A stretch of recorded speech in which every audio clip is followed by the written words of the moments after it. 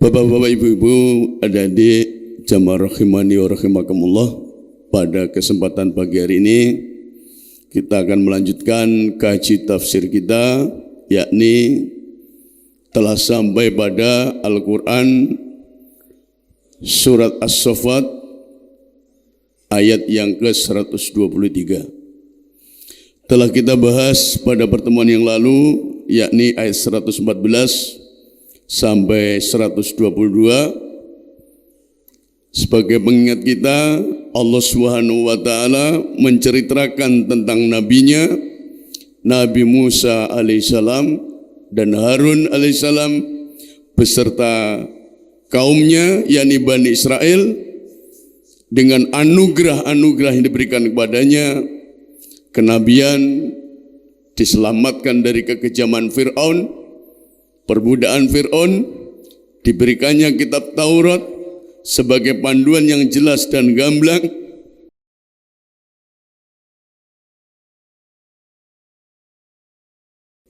untuk mendapatkan kehidupan sebagai keberuntungan di dunia maupun di akhirat kelak. Selanjutnya Allah Subhanahu wa taala mengkisahkan tentang nabinya yang lain, yakni Nabi Ilyas alaihissalam. Kita baca sejenak. A'udzu billahi minasy syaithanir rajim. Wa inna Ilyasa laminal mursalin. Idh qala liqaumihi ala tattaqun atad'una ba'lan wa tadharuna ahsanal khaliqin.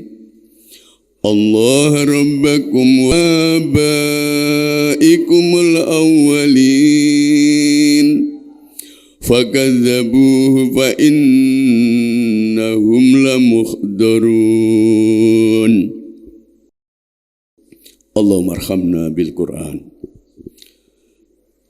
Bapak ibu adik-adik jamaah rahimani wa rahimakumullah,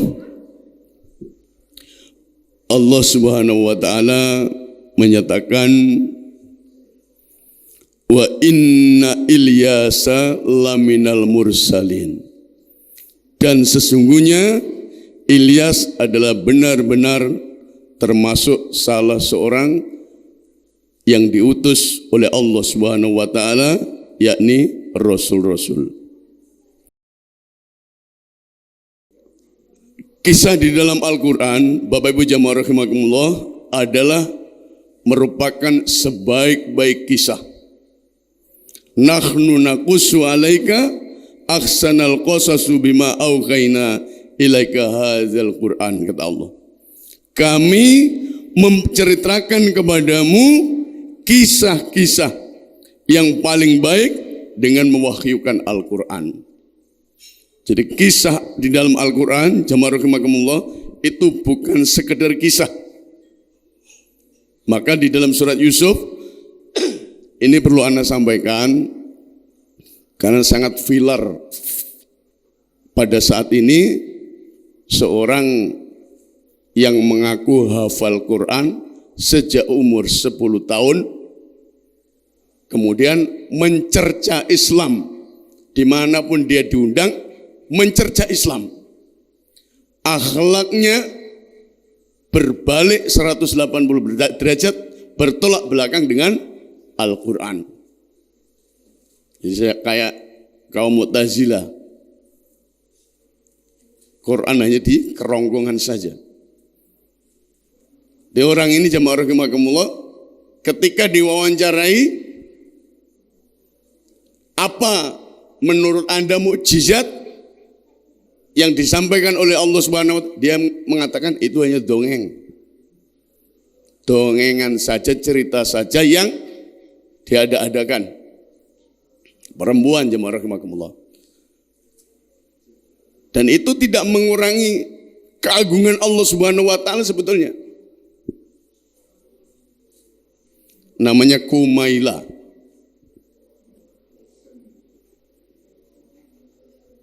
Dikatakan liberal bukan liberal, tapi setiap ucapannya mencerca Islam, menjelekkan Islam.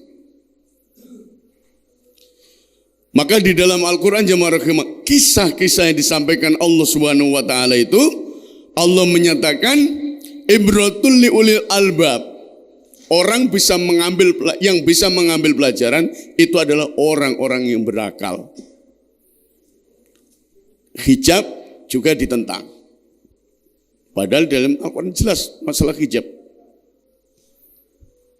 Maka Allah Subhanahu wa taala menceritakan kisah-kisah ini, kita harus dapat mengambil ibroh, pelajaran yang ada di dalamnya, apa yang dibalik kisahkan oleh Allah Subhanahu wa taala. Kalau orang mengatakan mukjizat itu cerita, ya hal yang tidak masuk akal. Yang namanya mukjizat itu di luar akal, nalar. Sesuatu yang luar biasa itu mukjizat. Kalau bukan luar biasa bukan mukjizat. Dan kalau dirunut itu dibuktikan ilmiah sampai sekarang. Tapi dengan apa lagi kan? Itu semua cerita-cerita. Baik, itu sedikit saja yang perlu Anda singgung, jamaah rahimakumullah. Jadi Allah Subhanahu wa taala menyatakan Ilyas itu adalah sungguh orang-orang yang termasuk diutus Allah Ta'ala. Beliau nabi juga rasul yang menyerukan tauhid, menyerukan agama Allah Subhanahu wa taala. Nah, ada beberapa kontroversi jamaah rahimakumullah tentang Ilyas ini siapa? Saya kutipkan dalam tafsir Ibnu Katsir.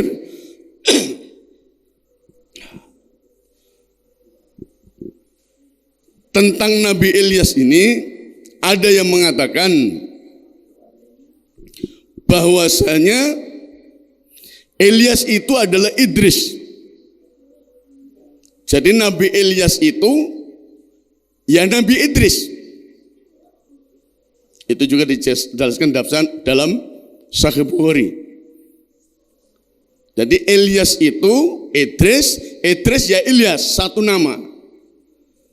Maka di sini banyak ulama yang mengatakan seperti Qatadah, Muhammad bin Ishaq, yuqalu, dia mengatakan Ilyas huwa Idris. Ilyas itu ya Idris, satu orang.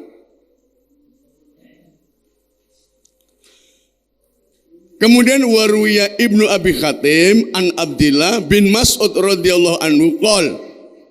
Nah, jadi levelnya bukan hanya sekedar ulama, sahabat Rasulullah sallallahu alaihi wasallam seperti Ibnu Mas'ud itu juga mengatakan Ilyasu huwa Idris. Ilyas itu dia adalah Idris. Nih yang dinukilkan Ibnu Katsir. Tetapi jamaah rahimakumullah, sekalipun Imam Ibnu Katsir itu menukil perkataan ini, tapi kata beliau jamaah rahimakumullah, beliau menyatakan Ilyas dan Idris itu adalah dua orang yang berbeda. Jadi Ilyas, Idris itu dua orang yang berbeda, kata beliau. Nah, inilah yang sahih insyaallah. Wallahu alam.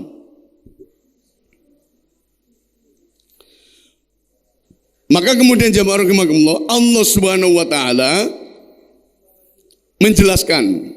Kita lihat dulu. Wa Zakaria wa Yahya wa Isa wa Ilyas. Dan Zakaria dan Yahya dan Isa dan Ilyas kullum minas solihin, mereka adalah termasuk orang-orang yang soleh. Nah, ayat ini menjelaskan, menguatkan bahwa Ilyas itu bukan Idris. Jadi Ilyas, Nabi Ilyas itu yang termasuk dalam 25 nabi yang wajib kita imani, bukan Idris. Kenapa? Karena nabi-nabi di sini yang disebutkan Allah Subhanahu wa taala itu deretan nabi dari kalangan Bani Israel. Berarti Ilyas itu adalah nabinya Bani Israel.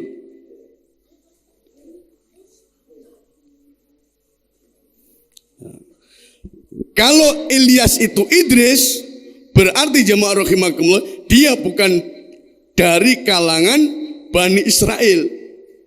Kalau dinyatakan Ilyas itu Idris, berarti bukan dari kalangan Bani Israel. Karena apa? Idris itu diutus setelah Adam alaihissalam. Sekitar 10 abad, berarti 1000 tahun setelah beliau. Jadi Adam, ada Set, ada Adam Idris. Eranya setelah Adam alaihissalam. Nah, maka jemaah rahimakumullah, kalau dinyatakan Ilyas itu Idris, berarti dia bukan nabi dari kalangan Bani Israel. Tapi ini dijelaskan Allah, sederetan nabi-nabi itu dalam nabinya Bani Israel. Zakaria, Yahya, Isa. Karena apa jemaah rahimakumullah? Idris setelah Adam itu, Adam kemudian Sid, tapi Sid tidak masuk 25 Rasul.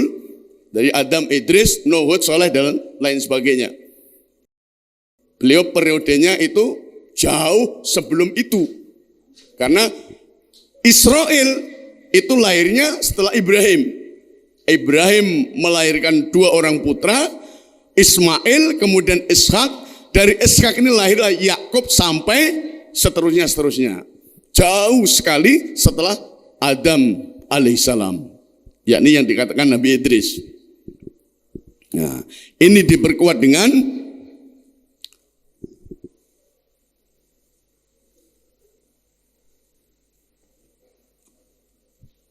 seorang yang bernama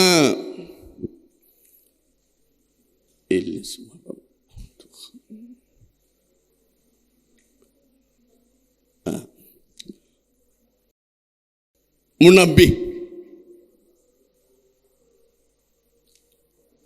Dia menyatakan Wahab bin Munabbih. Wa qala Wahab bin Munabbih, dia mengatakan huwa Ilyas bin Yasin bin Fanakasi sampai ke bawahnya. Kemudian di situ dijelaskan dia termasuk cicit kalau bahasa Jawa itu. Kan ada Cangga, Buyut, apalagi Cangga, Kai ya. Buyut dulu Pak ya, Buyut, Cangga, cicit, cucu lah itu. Kalau urutannya di sini dijelaskan itu seperti itu. Jadi memang Ilyas itu adalah bukan Nabi Idris. Wa kanu qad abadu sanman yuqalu lahu ta'ala fata'ahum ilallahi ta'ala wa nahum an ibadati masyiwa. Nah, maka diutuslah Ilyas ini terhadap kaumnya, yakni kaum Bani Israel, dan beliau melarang mereka dari menyembah sesuatu selain Allah. Nah, itu jemaah rahimakumullah.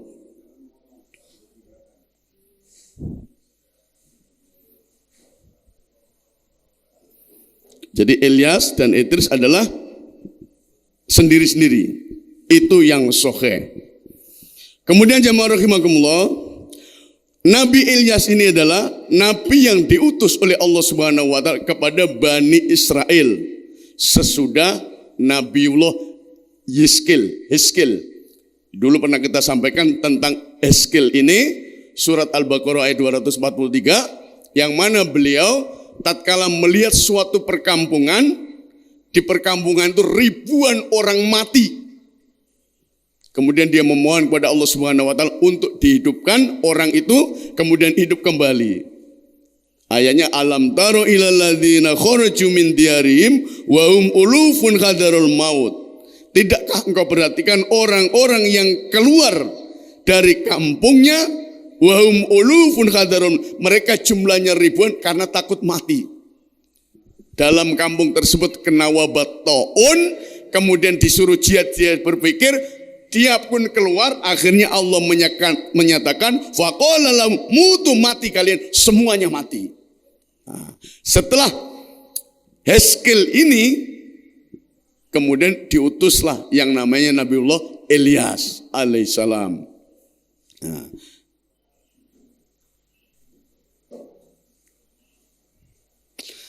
Kemudian jemaah rahimakumullah, ada yang mengatakan bahwasanya Nabi Ilyas ini diutus setelah eranya Nabi Sulaiman. Tapi karena sumber-sumber itu dinyatakan tidak valid, ya tidak ada yang jelas dalam masalah itu. Yang perlu kita yakini, ada seorang nabi yang namanya Nabi Ilyas itu yang diutus untuk mengingatkan kaumnya, yakni kaum Bani Israel. Karena nabi itu banyak, 124.000, rasul 300 lebih, itu nabi. Macam-macam. Tapi yang wajib kita imani, semua kita imani, yang wajib kita ketahui dan imani adalah 25 rasul yang dijelaskan oleh Allah Subhanahu wa taala. Adam, Idris, Nuh sampai Rasulullah sallallahu alaihi wasallam. Bapak Ibu jemaah rahimakumullah.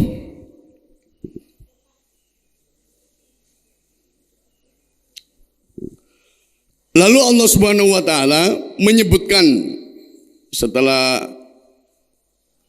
isi dakwanya Nabiullah Ilyas alaihissalam. Kata Nabi Ilyas mengingatkan kaumnya,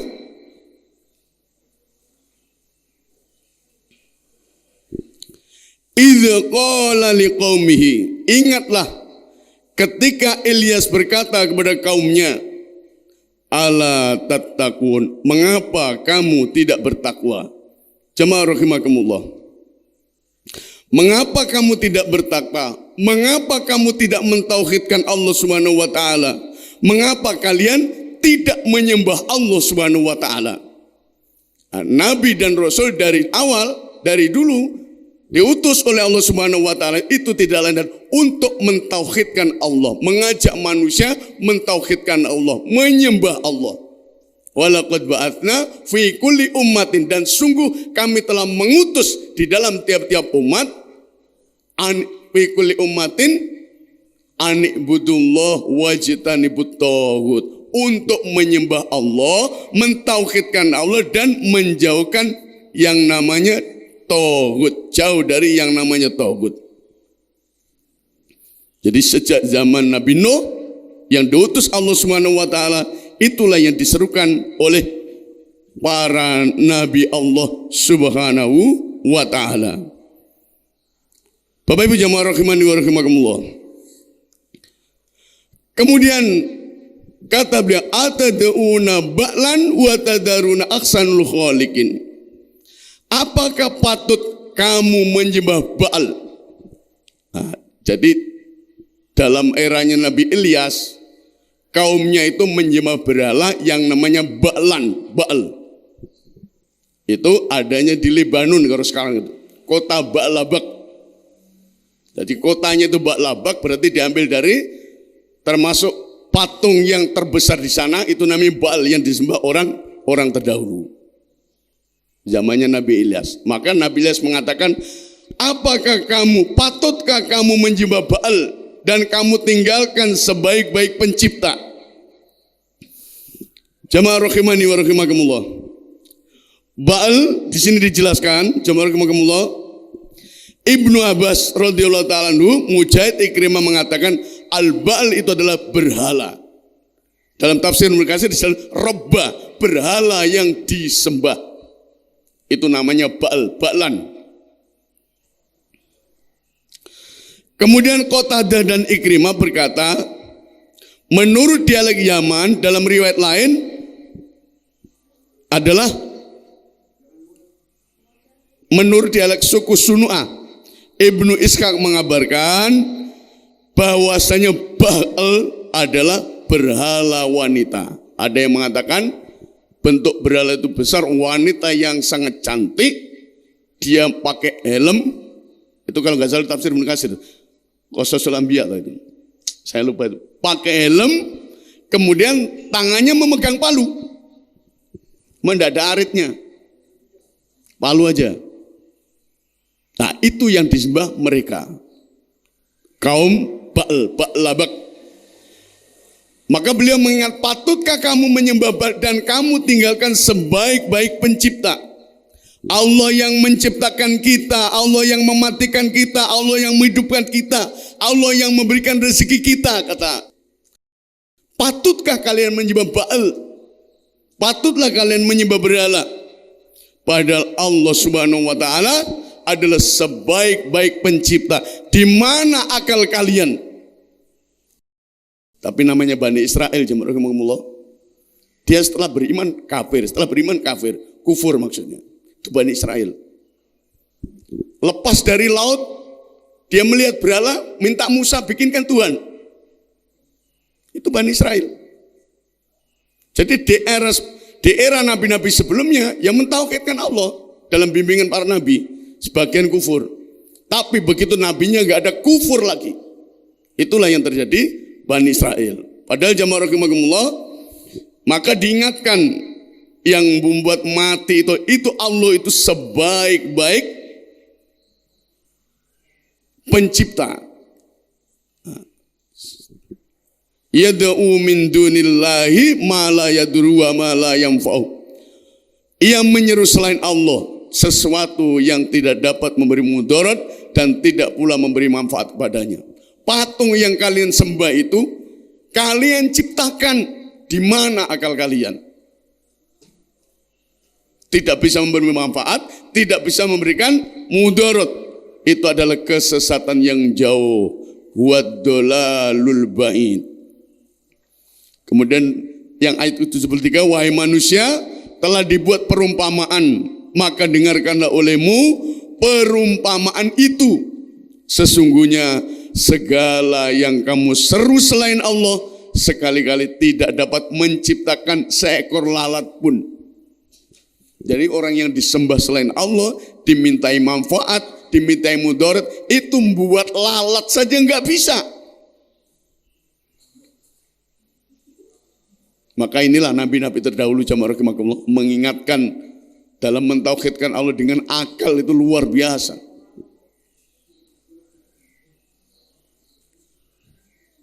Walaupun mereka bersatu menciptakannya, walau ijtama'ulah.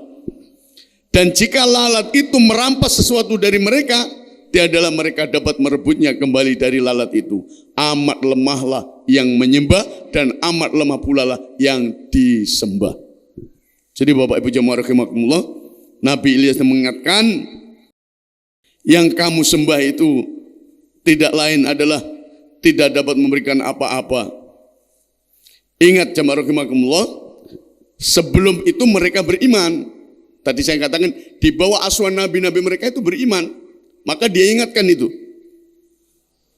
Maka Allah mengatakan Allah Rabbukum wa Rabba abaikumul awalin. Allah Tuhanmu dan Tuhan bapak-bapakmu yang terdahulu. Bapakmu dulu itu menyembah Allah, mentauhidkan Allah pendahulumu itu. Mulai zaman Ishak, Yakub, Yusuf, Ayub, Su'aib, Harun, Musa, Ilyas, Ilyasa, Dzulkifli, Dawud, Sulaiman, Yunus, Zakaria, Yahya, Isa. Semua mentauhidkan Allah Subhanahu wa taala. Itu kan urutannya ke belakang. Tapi karena Ilyas berarti sebelum Ilyas maknanya. Bapakmu dulu itu mentauhidkan Allah. Kalau berkeyakinan setelah Sulaiman berarti di zaman Sulaiman mentauhidkan Allah, umat Bani Israel itu. Tapi setelah nggak ada, ya itu penyimpangan-penyimpangan. Maka diutuslah nabi yang lain, dalam hal ini adalah Nabi Ilyas alaihissalam. Bapak Ibu jamaah rahimakumullah.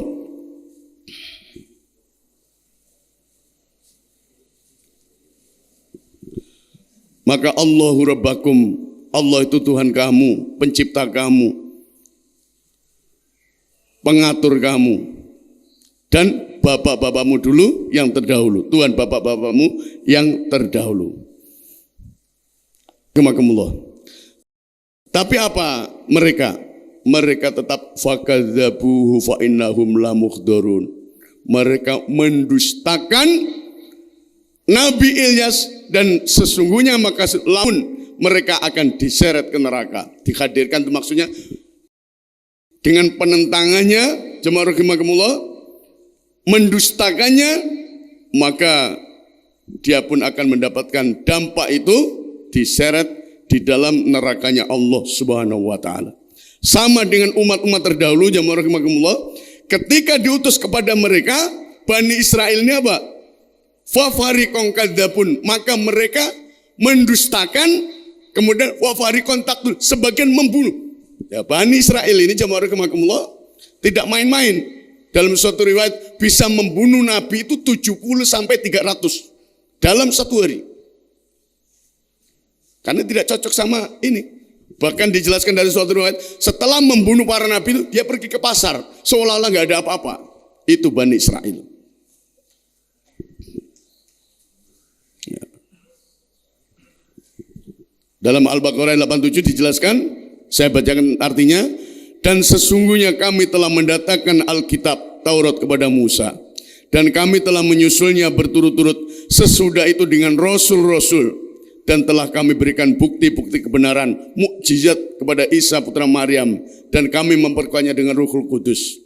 Apakah setiap datang kepadamu seorang rasul membawa suatu pelajaran yang tidak sesuai dengan keinginanmu, lalu kamu menyombong, maka beberapa orang di antara mereka kamu dustakan, dan beberapa orang yang lain kamu bunuh. Ini Bani Israel.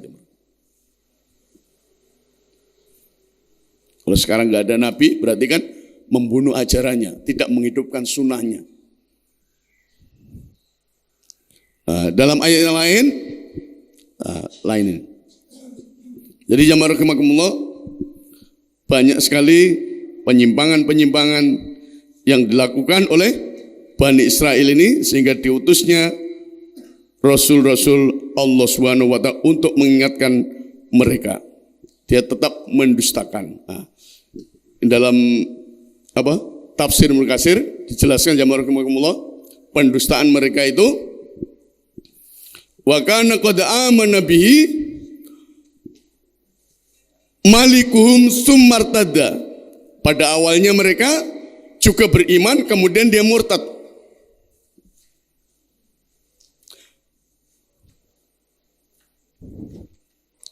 Wastamarru ala dolalatihim. Di situ tidak ada wastamarru. Yang aslinya ini ditulis ala dolalatihim, tapi maknanya wastamarru terus menerus. Di sini wastamarru ala dolalatihim walam yu'min bihi minhum akhadum fada'allahu alaihim.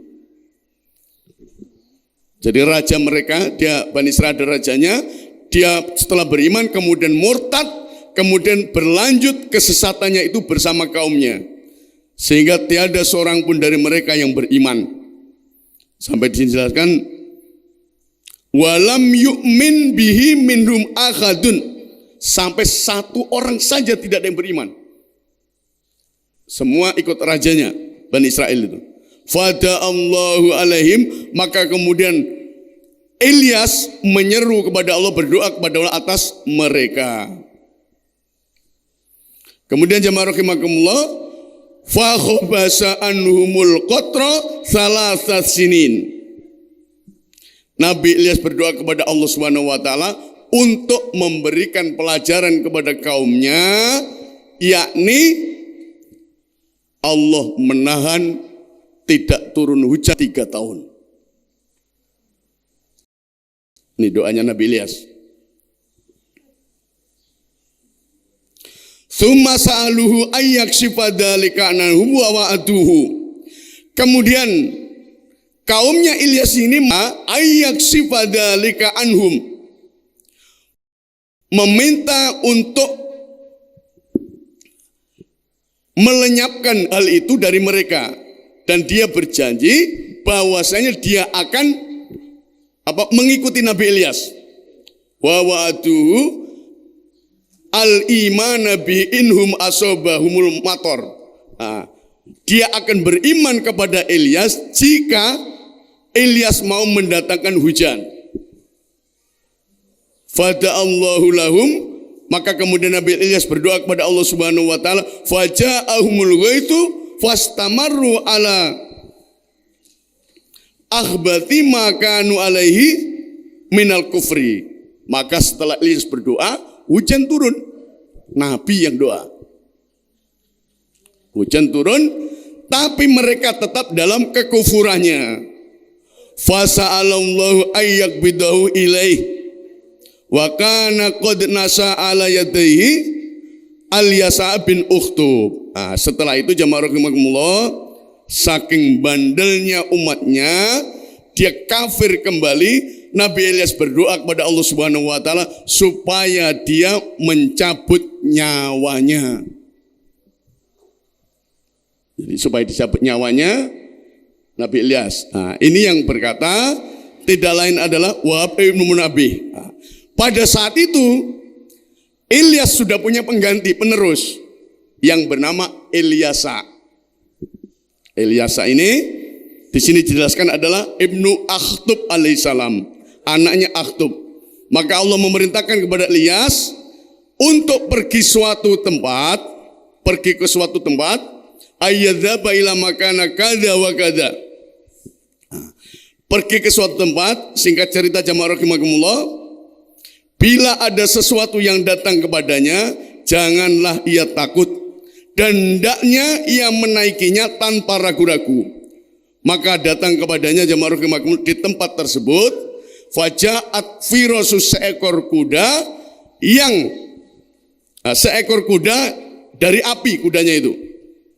Lalu ia menaikinya dan Allah Subhanahu wa taala memberikan Nabi Ilyas pakaian dari cahaya. Wa albasaullah ta'ala nur. Allah berikan Ilyas pakaian cahaya setelah berdoa minta kematiannya itu. Kemudian Allah memberikan sayap kepadanya. Sejak itu Ilyas terbang bersama para malaikat menjadi manusia penghuni langit. Ada kalanya juga berada di bumi. Demikianlah menurut apa yang telah diriwayatkan oleh Wahab ibnu Munabbih dari ahli kitab. Maka di situ wallahu a'lam bisyikati. Allah yang tahu kesokeannya. Jadi Wahab ibnu Munabbih itu menukil dari ahli kitab. Bahwasanya seperti itulah kisahnya Ilyas itu. Nah, kalau nukilan itu dari ahli kitab, maka kita umat Islam tidak boleh menolaknya, kata Rasulullah, juga tidak membenarkannya. Maksudnya anggap itu pelezat kisah. Karena bagi kita adalah Al-Quran, hadis. Maka di sini dijelaskan jamaah rahimakumullah, hadis riwayat Imam Bukhari, sampaikan sesuatu yang berasal dariku walaupun satu simbol ayat. Ceritakan sesuatu yang bersumber dari Bani Israel. Siapa yang bohong atas aku secara sengaja, maka dia menempatkan dirinya di neraka. Dalam sumber lain, di dalam Bukhari kitab Al-Ahkam juz 6, Israiliyat tersebut jangan kamu dustakan dan jangan kamu benarkan, tetapi katakanlah kami beriman dengan apa yang kepada kami dan apa yang diturunkan kepada kalian. Ini pesan Rasulullah sallallahu alaihi wasallam, jangan didustakan. Kecuali kisah itu memang tersesuaikan dengan apa yang ada di dalam Quran dan Sunnah.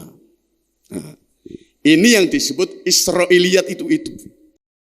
Jadi kisah Israiliyat itu maknanya kisah yang diceritakan oleh kaum ahli kitab. Itu definisinya. Bisa benar, bisa tidak. Seperti tadi. Kemudian jamaah rahimakumullah,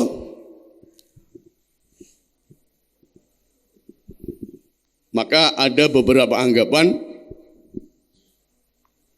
kepercayaan termasuk umat Islam banyak, bahwasanya ada 4 nabi itu yang sampai sekarang masih hidup. Ilyas, Idris, Isa, siapa satunya? Khidir. Nanti kita lihat apakah memang mereka masih hidup sampai sekarang. Karena cerita klinik itu banyak. Ketemu Khidir di perahu, banyak. Ada pertemuan di hotel mana itu menghadirkan Khidir, Nabi kok. Nah itu cerita-cerita naudzubillah. Nginap di hotel Pak, hotel bintang 5 lagi. Itu ada memang. Nanti bertemu Khidir dapat ijazah, Masya Allah. Khidir, dia di lautan.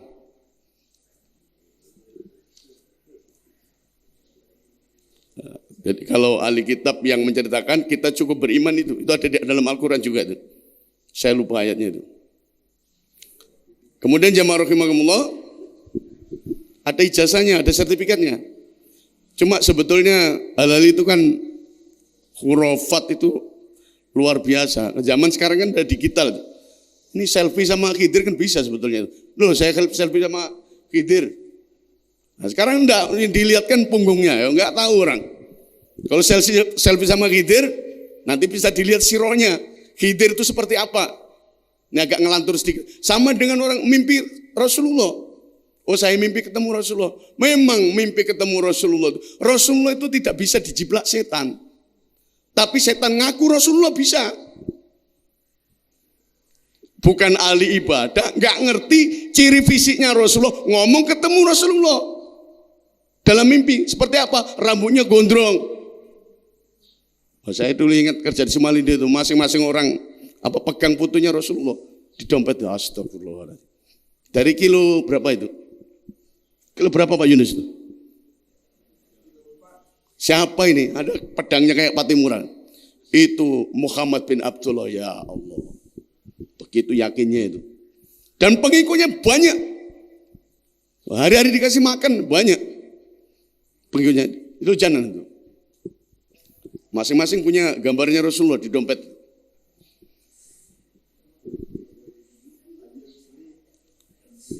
Nah, beliau yang nyebut, bukan saya nyebut.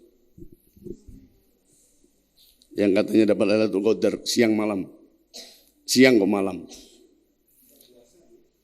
Kemudian jamaah rahimakumullah, Allah menyebutkan illa ibadallahil mukhlasin, kecuali hamba-hamba Allah yang dipilih, yang dibersihkan dari dosa. Maka jamaah rahimakumullah, ada yang beriman, ini sudah pernah kita jelaskan, mukhlasin itu orang-orang yang dipilih Allah Subhanahu wa taala, di umatnya Nabi Ilyas yang dibersihkan dari dosa itu. Kemudian watarokna alaihi fil akhirin, dan kami abadikan, tinggalkan alaihi atas Ilyas pujian yang baik di kalangan orang-orang yang datang kemudian. Ilyas walaupun beliau tidak ada, tetap dipuji oleh Allah Subhanahu wa taala, dipuji oleh orang-orang setelahnya. Kemudian salamun ala Ilyasin, kesejahteraan dilimpahkan atas Ilyas. Sejahtera atas salam. Semua manusia, malaikat, Allah Subhanahu wa taala memberikan salam pada Ilyas.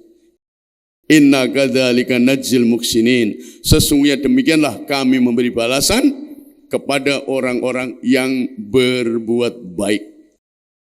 Jadi Allah balas siapapun orang itu yang telah berbuat baik dengan kebaikan sepanjang masa. Pujian, salam, sejahtera sepanjang masa setelahnya. Innahu min ibadinal mu'minin. Sama dengan ayat-ayat sebelumnya, sesungguhnya Ilyas dia termasuk hamba-hamba kami yang beriman. Kemudian jamaah rahimakumullah, ini sebagai tambahan kita, benarkah Nabi Idris, Nabi Ilyas, Nabi Khidir dan Nabi Isa itu masih hidup? Dan ini keyakinan umat Islam hampir banyak sekali.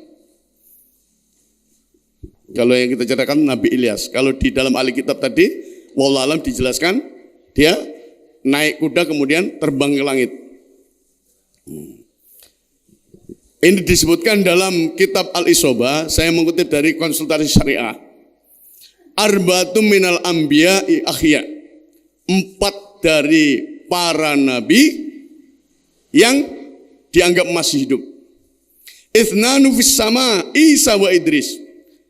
2 di langit, kemudian yang 2 di bumi. Yang 2 di langit itu Al-Masih ibnu Maryam. Kalau Al-Masih ibnu Maryam, qat'i dalilnya jelas. Beliau diangkat Allah Subhanahu wa taala. Keyakinan umat Islam kelak akan turun memberantas Dajjal pada hari kiamat. Itu nas qat'i, wajib kita imani. Kemudian Idris, Idris itu nabi yang termasuk kontroversi. Tetapi ibadahnya luar biasa Nabi Idris itu. Sampai dia tidak mau, maut itu menjemput duluan. Ada kisah-kisah sampai sandalnya tertinggal di surga. Saya nggak mau komentar itu. Walaupun itu dijelaskan di kitab, ada memang di kitabnya itu. Sandalnya Nabi Idris itu ditinggal di surga. Maka dia minta kembali, tidak mau kembali. Itu ada. Itu kisah. Nabi Idris ini orang yang ibadahnya luar biasa, termasuk Nabi yang dicabut nyawanya di langit 4.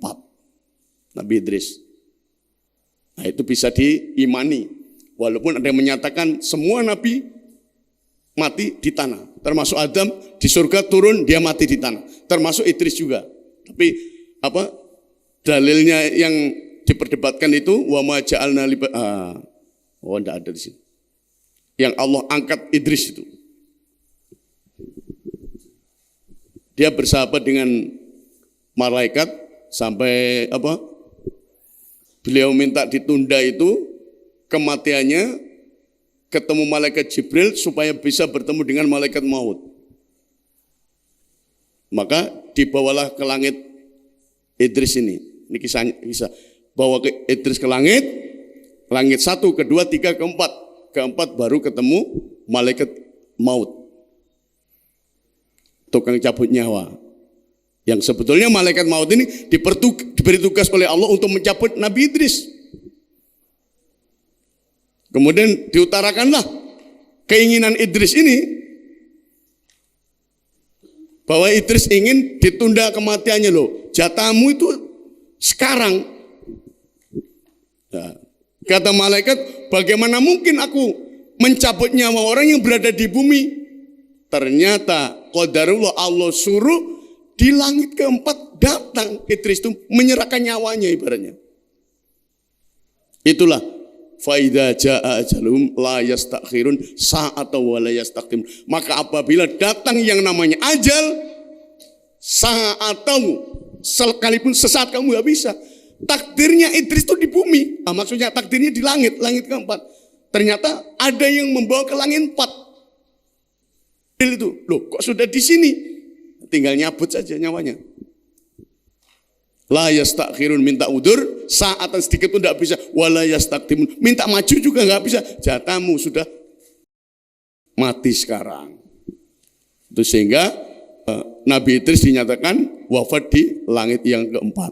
Itu dibuktikan ketika Rasulullah Isra Miraj bertemu dengan Idris di langit yang keempat.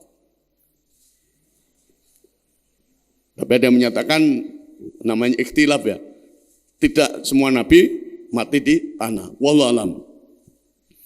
Termasuk Nabi Ilyas juga dinyatakan sudah meninggal. Dan Nabi Khidir itu juga sudah meninggal. Saya kutipkan dari Ibnu Katsir, ini. Di dalam kitab Bidayah wa Nihayah, wa qala Makhul telah berkata Makhul dari Ka'ab. Ini sama menjelaskan arba'atu anbiya akhya, 4 nabi yang hidup. Ithnani fil ard, 2 di bumi, Ilyas wal Khidir wa ithnani fis sama, dan 2 di langit, Idris wa Isa. Bapak Ibu jamaah rahimakumullah.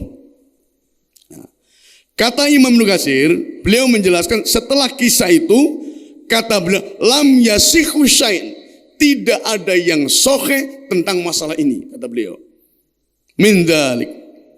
Kemudian annal Khidir, sesungguhnya Khidir telah mati, wa kadzalika Ilyas alaiha mat. Khidir sudah mati, Ilyas juga sudah mati, kata beliau. Maka jamaah rahimakumullah, jangan gampang percaya dengan kisah-kisah yang khurafat. Nanti ke belakang rumah ketemu Khidir karena memberi tunjuknya, itu tidak benar. Dan ini yang paling kuat, didukung dengan Al-Quran, misalnya wa ma ja'alna li basyarim min qablikal khuld, dan tidaklah kami jadikan hidup abadi seseorang sebelum engkau Muhammad, afa imita faumul khalidun, maka apakah kalau engkau mati kemudian mereka kekal? Enggak. Kalau engkau Muhammad mati apakah dia kekal? Enggak.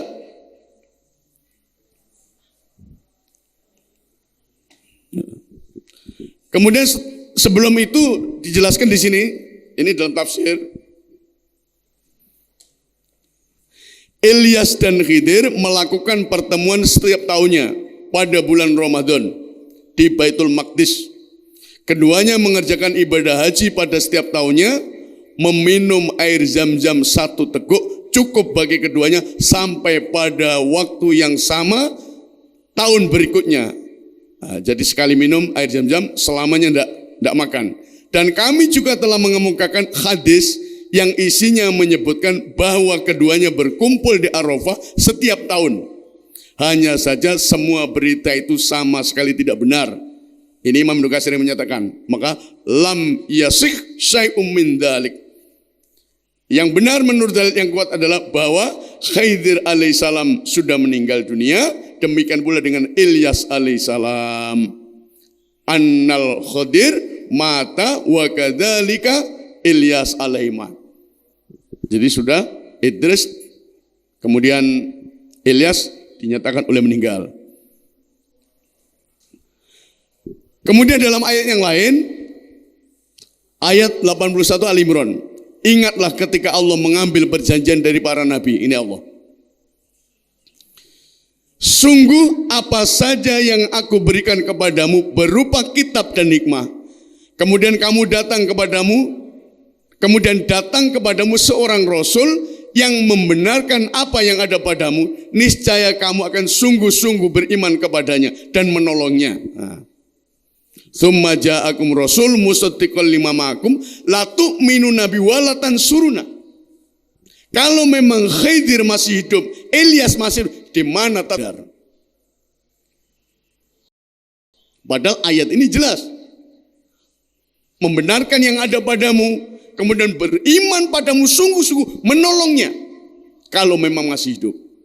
Allah berfirman, apakah kamu mengakui perjanjianku terhadap yang demikian ini? Mereka menjawab, kami mengakui. Allah berfirman, kalau begitu saksikanlah hai para nabi, dan aku menjadi saksi pula bersama kamu. Qalu aqrarna.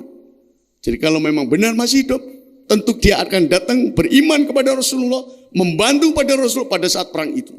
Tapi ternyata nggak ada. Berarti mereka sudah tiada. Maka jamaah rahimakumullah, ini harus diyakini oleh kita bahwasanya Idris ini dijelaskan wadhkur fil kitabi Idrisa innahu kana siddiqon nabiyya wa rafa'nahu makanan aliyya. Surat Maryam. Enggak sempat saya ketik ini. Dan ceritakanlah Muhammad kepada mereka kisah Idris yang tersebut di dalam Al-Quran. Sesungguhnya ia adalah seorang yang sangat membenarkan seorang nabi, dan kami telah mengangkatnya ke martabat yang tinggi. Kemudian diriwayatkan Hilal berkata, Ibnu Abbas bertanya kepada Ka'ab sementara aku ada di sana.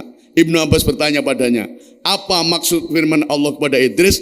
Kami telah mengangkatnya ke martabat yang tinggi. Ka'ab menjawab, adapun Idris, berfirman Allah, mewahyukan kepadanya, sesungguhnya setiap hari aku mengangkat untukmu seperti amalan seluruh anak Adam.